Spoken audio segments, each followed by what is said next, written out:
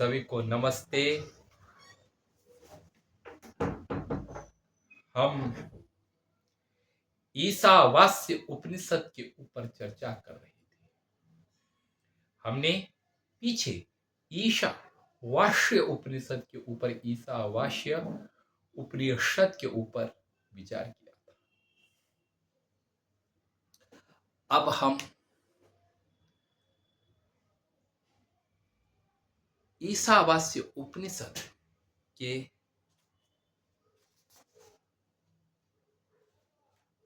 9वें मंत्र के ऊपर विचार कर रहे हैं। और 9वें मंत्र में विद्या और अविद्या का वर्णन कर रखा है। और विद्या और अविद्या का जो वर्णन कर रखा है वह उस अर्थ में नहीं कर रखा है कि जिस अर्थ में पीछे कर रखा था। अर्थात पीछे का तात्पर्य यह है कि जैसे दर्शनों में कर रखा है ना? जैसे योग दर्शन आदि में कर रखा है वैसा यहां पर, वैसा विवेचन यहां पर नहीं, क्योंकि योग दर्शन में जो अविद्या का अर्थ कर रखा है वह भ्रांति से है ना। लेकिन यहां पर जो अविद्या का अर्थ है वह उससे अलग अर्थ में है। यहां पर अविद्या शब्द कर्म के लिए प्रयुक्त हुआ है और विद्या जो शब्द है वह अध्यात्म के लिए प्रयोग, अध्यात्म के लिए प्रयोग। इसीलिए यह यहां पर जो योग दर्शन का प्रतिपादन कर रखा है भ्रांति है ना, अनित्यासुचि दुखानात्म नित्यासुचि, ऐसा एक सूत्र आ रखा योग दर्शन। जो क्या है, दुख है, उसमें सुख को देखना है ना। जो दुख है दुख में सुख को देखना। जो अपवित्र है उसमें पवित्र भाव को रखना है ना। जो दुख है उसमें सुख भाव रखना, जो अपवित्र है उसमें पवित्र भाव रखना, जो अनित्य है उसमें नित्य भाव रखना। इसको योग दर्शन में अविद्या कहा गया। अनात्मा में आत्म भाव रखना, यह सब अविद्या का वर्णन किया गया है। यह अविद्या सब कही। जैसे आप जानते हैं कि यह चीज खराब है लेकिन फिर भी आप करते हैं, ये भी अविद्या कोटि में है ना, अज्ञान कोटि में। जैसे क्या है कि आपको लगता है कि यह शरीर असत्य है, नहीं रहेगा, फिर भी इस शरीर को आप नित्य मान करके काम कर रहे हैं। यह शरीर गंदगी का घर है, फिर भी इसको आप परम पवित्र मान रहे हैं। यह शरीर दुख रूप है लेकिन फिर भी आपको इसमें सुख की प्रतीति हो रही है। यह जगत अनित्य है, विनाशी है, नश्वर स्वभाव वाला है, प्रत्येक क्षण क्षण भंगुर है, लेकिन फिर भी आप इसको, इस अनित्य को नित्य मान, ये सब अविद्या कोटि में आता है और इसको नष्ट करने वाली विद्या कहा गई है। लेकिन यहां पर वह अर्थ नहीं। यहां पर अविद्या कर्म और विद्या अध्यात्म विद्या को कहा गया है। और बहुत ही अनुपम वर्णन है। उपनिषद एकांगिकता का परित्याग बताता है। जो एकांगिक सत्य को अपनाते हैं उसका उपनिषद विरोध करता है। और यही बात गीता में भी प्रकट होती है। गीता में कर्म और ज्ञान का समुच्चय है। चाहे कोई कितना ही कोशिश करें, बड़े बड़े भाष्यकार, लेकिन उनको भी गीता के अर्थ लगाने के लिए अनेक तरह तरह से अपने सिद्धांत को को अपने सिद्धांत को सिद्ध करने के लिए गीता के अनेक श्लोकों का लक्षणा व्यंजना ठोक करके है उनका अर्थ को मोड़ना पड़ा, क्योंकि और सिर के बल खड़ा होना पड़ा।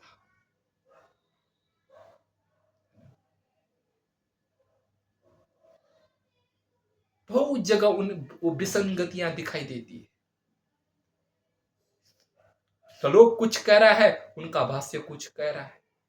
उनका भाष्य पता नहीं किस तरीके से घटा रहा है, उपाधि है? ये अज्ञानियों का विषय है। अरे जहां कर्म का वर्णन है वहां को ही अज्ञानियों का विषय है।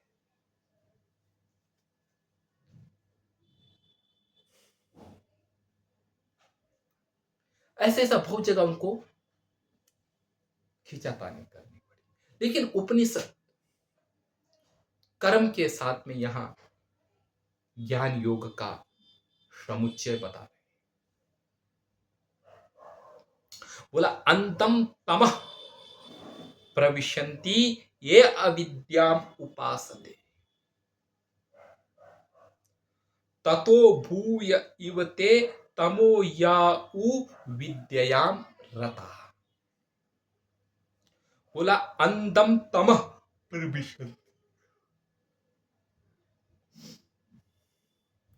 बोला वह अंतम तमः प्रविशन्ति ये अविद्याम उपासते, ये अविद्याम उपासते, उपासते उपासाते उपासते बहुवचन। जो मनुष्य अविद्याम उपासते अविद्या की उपासना करते हैं, जो व्यक्ति अविद्या में तत्पर है अर्थात केवल कर्म में लगे हुए, केवल दिन और रात कर्म में फंसे हुए हैं, वह भी क्या है? अंतम तमः प्रविशन्ति, वह भी बहुत बड़े अंधकार को प्राप्त होते हैं।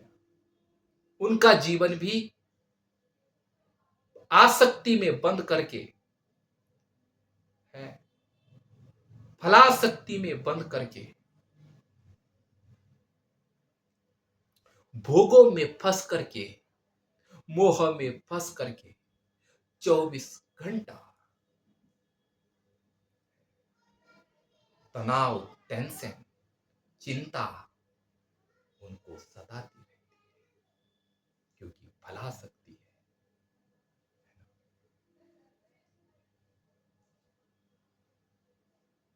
और इससे जो क्या है, और आगे बताते ही ततो भूय इव ते तमो यउ विद्यायाम रता, यह विद्यायाम रता, बोले जो क्या है विद्या में केवल रमण कर रहे हैं। ततो भूय एव इव ते तमः, बोला वह उससे ज्यादा ही अंधकार को प्राप्त होते हैं। जो विद्या में केवल रमण कर रहे हैं वह उससे ज्यादा अंधेरे में प्रविष्ट होते हैं।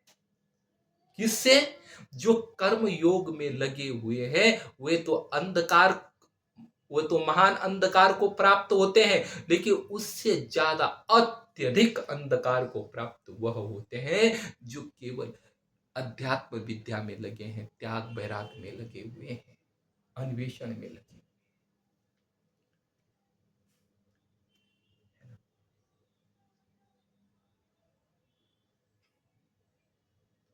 ध्यान रखना, दोनों का पतन है। एक भोग में लगा हुआ है, वह भी एक बहुत बड़ी अति है, और एक क्या है बिल्कुल सब कुछ छोड़ करके अध्यात्म में लगा, वह भी एक अति है। दो अतियां, एक तो भोग की उच्च स्थिति है, सब कुछ नहीं है, केवल कर्म में ही लगे। स्वार्थ सिद्धि का, और एक क्या है उससे निम्न स्थिति है ना, जो क्या है केवल यह जीवन कुछ नहीं है, संसार में अव्यवस्था पैदा हो जाती है। अगर क्या है बिल्कुल त्याग में जीवन आपने अपना लिया तो समाज में क्या हो जाएगा, समाज से वह व्यक्ति वंचित हो जाएगा, वह सामाजिक व्यक्ति न रह करके जंगली व्यक्ति बन जाएगा। केवल क्या है दिन और रात कुछ नहीं, जगत मिथ्या है, कुछ नहीं, सब सब परिवर्तन, आत्मा अजर अमर है, इससे कुछ नहीं। न तो केवल कर्म से तो इतना है कि अपना पेट पाल लेगा, लेकिन अध्यात्म विद्या में लगा हुआ व्यक्ति भूखा मरने की नौबत आ जाएगी।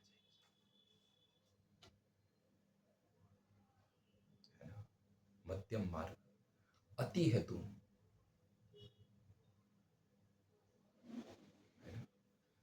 तो ये दो अतियों को बता दिया कि दोनों क्या है, अतियां है। और आगे तो ये बताते हैं कि दोनों का फल अलग अलग है। बोला एक क्या है अंधकार को प्राप्त होता है, दूसरा उससे भी अंधकार को प्राप्त होता है। बोला क्यों होता है, बोला क्या कारण है, क्यों तुम ऐसे कर रहे हो? बोले हैं आगे इसलिए बताते हैं क्या कि अन्यद एव आहु विद्यया, अन्य देवाहु विद्यया, अन्यद आहु रविद्यया इति शुश्रुमधीराणाम ए नः तत् विचचक्षिरे। कह रहे हैं कि क्या अन्यद एव आहु विद्यया, विद्यया अन्यद एव आहु, विद्या से अन्यत एव आहु, विद्या का फल अन्यत ही कहा गया है। दूसरा विद्या से दूसरा ही अर्थ लिया गया, कोई अर्थ यह बताते हैं, और कुछ लोग ये करते हैं कि विद्या के द्वारा अन्य, विद्या का अन्य ही फल है। और एक अविद्या, अविद्या अन्यद एव आहु, अविद्या अन्य ही, अविद्या से अन्य ही कहा गया है, या अविद्या अन्य ही कही। कुछ लोग कहते हैं कि विद्या का अर्थ अन्य ही बताया गया है और अविद्या का अर्थ अन्य ही बताया गया है, और कुछ लोगों ने अर्थ किया कि विद्या का फल अन्य है और अविद्या का फल भी अन्य है, दोनों के फल अलग अलग है, और दोनों को जब मिल जाते हैं तो महान सत्य की प्राप्ति होती है। इति शुश्रुम धीराणाम ये नस्तत् व्याचचक्षिरे, इस प्रकार हमने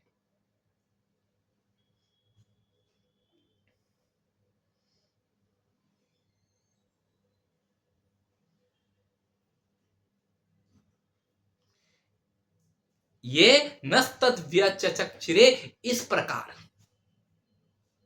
धीराणाम बुद्धिमानों ने, इति शुश्रुम धीराणाम ये नस्तद्व्यचचक्षिरे, इस प्रकार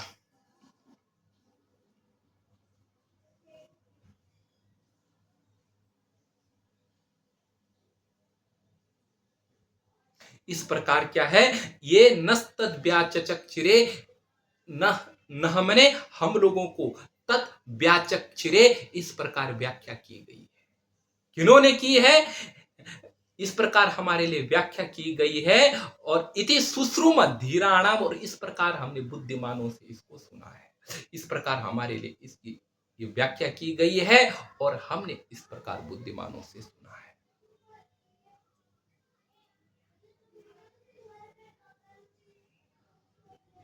इस प्रकार हमारे लिए व्याख्या की गई है कि विद्या का फल अन्य है और अविद्या का फल अन्य है, और ऐसा हमने बुद्धिमानों से भी सुना है।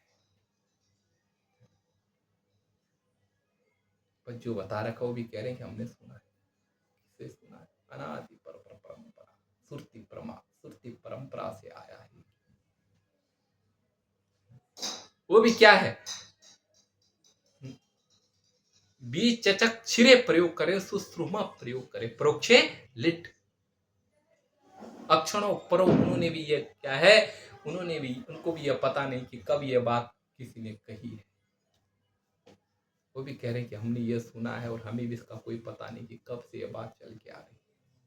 उनके लिए भी ये नहीं कि वो कोई तत्काल कोई लिखने वाला वो सुना रहा है, उनके लिए भी यही मंत्र थे और यही व्याख्याएं थी उन ऋषियों की।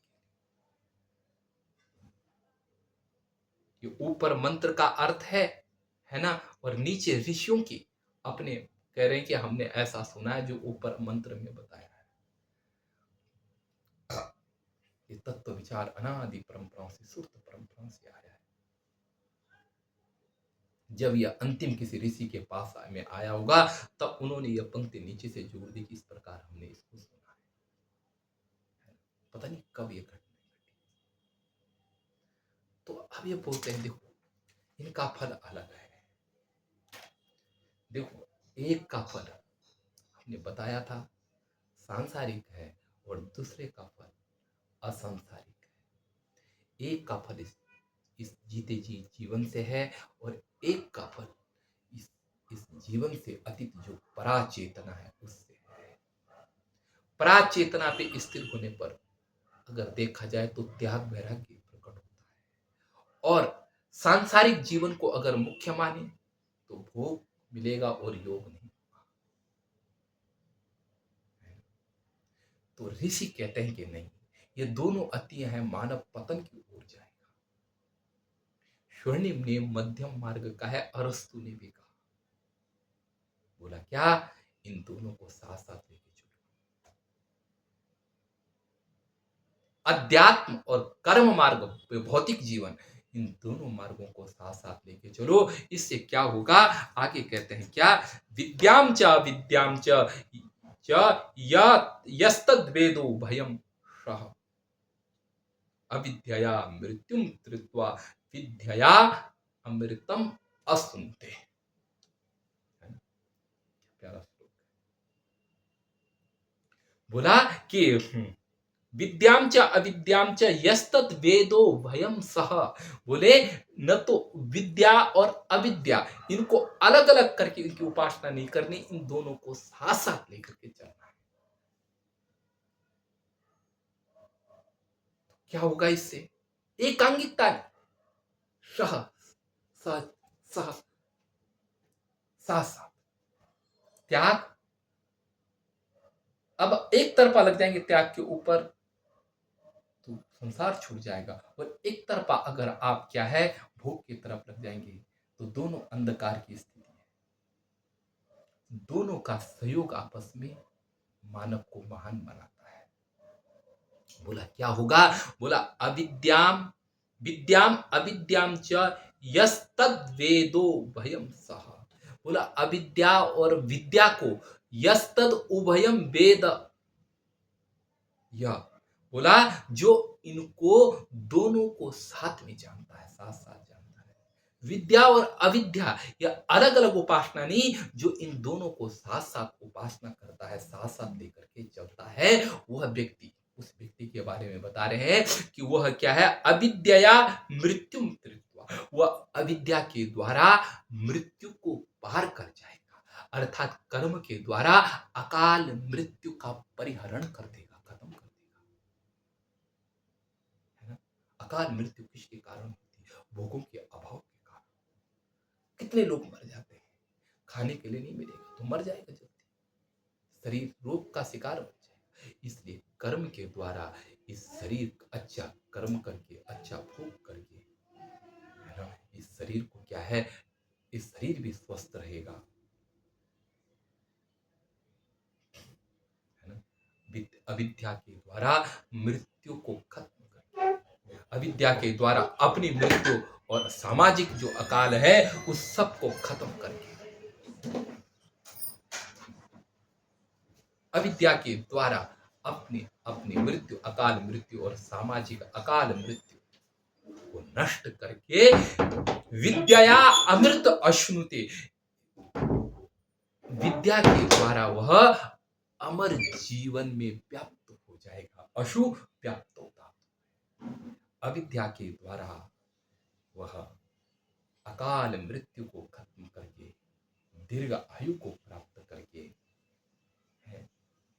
अमर जीवन में लास्ट में प्रवेश करेगा, लास्ट में अमर जीवन को प्राप्त कर देगा, या अमर जीवन में व्याप्त हो जाएगा। व्याप्त मैंने लय हो जाएगा। जैसे क्या है, आकाश घड़ा था फट गया घटाकाश मठाकाश में मिल गया, मैंने छोटा था बड़ा हो गया, अमर जीवन में व्याप्त हो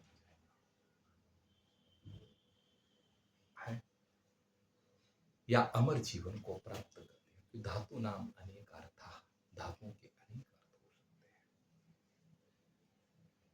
बात यही है, अगर जीवन को महान बनाना है तो उसके लिए एक ही तरीका है, वह तरीका यह है कि अकाल मृत्यु का खात्मा किया जाए, अकाल मृत्यु का हरण करके महान जीवन में प्रवेश करो। कोई ऐसा न रहे समाज में कि कोई अकाल मृत्यु मरे। पुरुषार्थ करते हुए महान जीवन, पुरुषार्थ करते हुए महान जीवन की ओर बढ़ना है। अध्यात्म पुरुषार्थ अकाल मृत्यु को खत्म करते करके महान जीवन में प्रविष्ट करना है। विद्या के द्वारा, अविद्या के द्वारा यह लोक सही बनता है और विद्या के द्वारा उस परम चेतना की प्राप्ति होती है। यह लोक भी सुंदर हो और परलोक भी सुंदर हो, इसलिए यह उपदेश दिया गया है। यह उपदेश है कि पहले क्या है, सक्षम बनो, सामर्थ्यवान बनो। जो आप क्या है, यदि सक्षम नहीं है तो आप कर्म से यदि सक्षम नहीं बनोगे, केवल अध्यात्म की तरफ ही मुड़े रहोगे तो मृत्यु को प्राप्त होगी। मृत्यु दो प्रकार की है वैसे, एक क्या प्राण हर मृत्यु है और एक धन हर मृत्यु है। दोनों का खात्मा परिश्रम से होगा।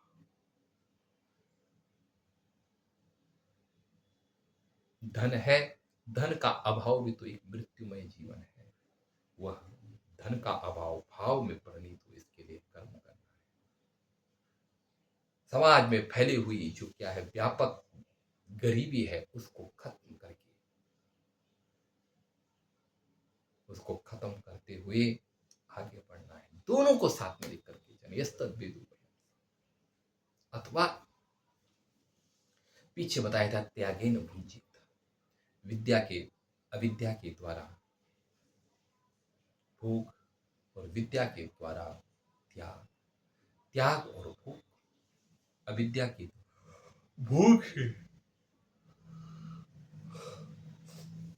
जीवन की पुष्टता और त्याग से अमरत्व की प्राप्ति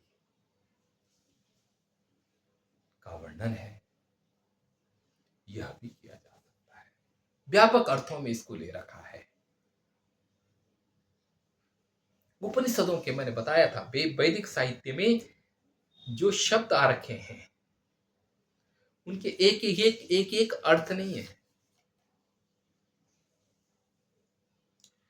वह क्या है, आध्यात्मिक आदि भौतिक,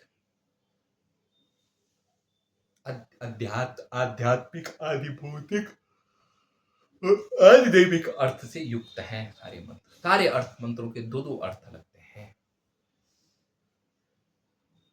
हाँ, एक कुछ लोग ये बोलते हैं कि नहीं भाई ये बात नहीं है, इस मंत्र में कुछ अन्वय अलग तरीके से करना चाहिए। कुछ लोगों का कहना ये है। एक मित्र थे, उनसे बात हो रही थी, वो क्या बता रहे थे,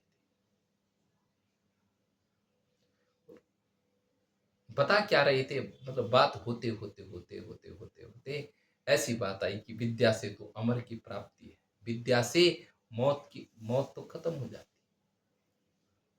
अविद्या से ही तो मौत खत्म होती, विद्या से ही तो मौत खत्म होती, अविद्या से क्यों कहा, है ना? बोला क्योंकि वो नान्य पंथा विद्यते यनाय, वेदों में भी आया कि वेदों में आया कि मृत्यु को अगर खत्म करना है तो ज्ञान से ही खत्म है। तरति शोकम आत्मविद,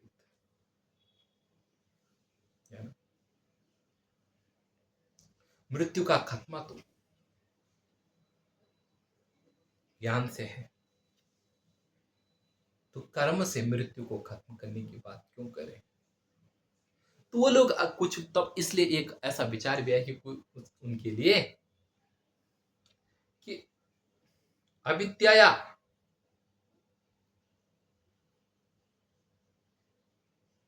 नहीं आया कि विद्या मृत्युम तृत्वा, बोला विद्या से मृत्यु को तर करके, अविद्या अमृतम अश्नुते। विद्या और अविद्या को जो दोनों साथ में समझता है वह व्यक्ति विद्या के द्वारा मृत्यु को खत्म करके अविद्या के द्वारा अमर जीवन, शाश्वत जीवन को प्राप्त करता है। विद्या के द्वारा मृत्यु को खत्म करके कर्म के द्वारा आदर्शमय अमर जीवन प्राप्त करता है, अर्थात इस दुनिया में अमर हो जाता है। ऐसा भी अर्थ करते हैं। विद्या के साथ में मृत्यु तृत्वा, मृत्यु तरण का साधन विद्या को मानकर यह अर्थ किया जाता है, और अविद्या के द्वारा अमर जीवन को प्राप्त करने का संदेश दिया गया। ये विज्ञान के साथ में कर्म करके ये जो संसार के श्रेष्ठतम आदर्श है उनको लिए कर्म करेगा तो आदर्श अमर है, वह व्यक्ति भी क्या है, इस समाज में अमर हो जाएगा। ऐसा भी अर्थ करते हैं। तो प्रसंग बसात चाहे कुछ भी अर्थ करें,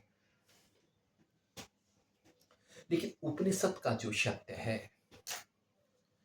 वह सार्वकालिक सत्य है। उनमें देश की, हमारे भारतीय परंपरा, हमारे देश की ज्ञान की अक्षुण्ण परंपरा यही रही है, कर्म से परायण के में, कर्म को करने की परंपरा रही है, सदा कर्म में तत्पर रहने की परंपरा रही है। गीता में यही तो कुरु कर्मैव तस्मात् तो, अरे भाई कर्म कर, कर्म योगो विशिष्यते, कर्म योग श्रेष्ठ है, न कर्मण अनारंभात नैष्कर्यम पुरुष अश्नुते।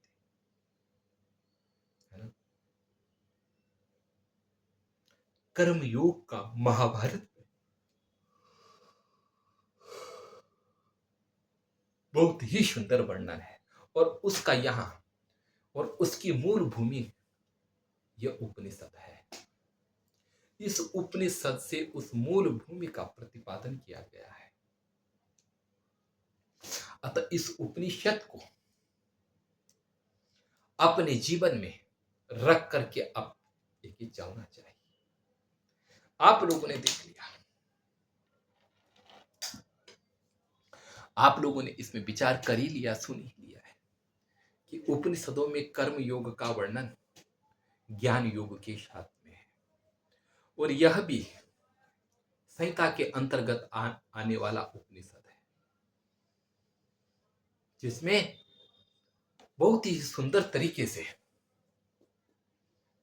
कर्म और ज्ञान का, या कर्म और अध्यात्म का बहुत ही सुंदर वर्णन किया गया है। तो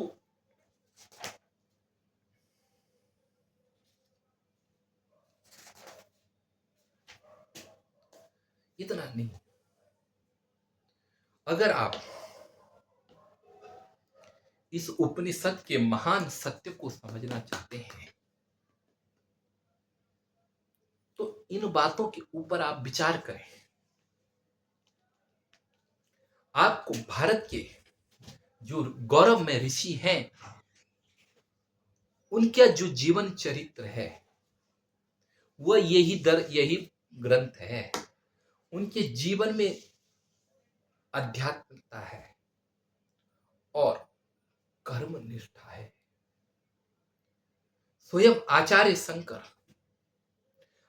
निष्कर्म की बात करते हैं, कर्म अभाव की बात करते हैं, संन्यास की बात करते हैं, लेकिन उनके जीवन का अगर हम अध्ययन करते हैं तो उनके जीवन के जैसे कर्मी महाकर्मी कर्म योगी जीवन देखने में कठिन होता है। उन्होंने संघर्ष में अपने वेदांत को स्थापित किया।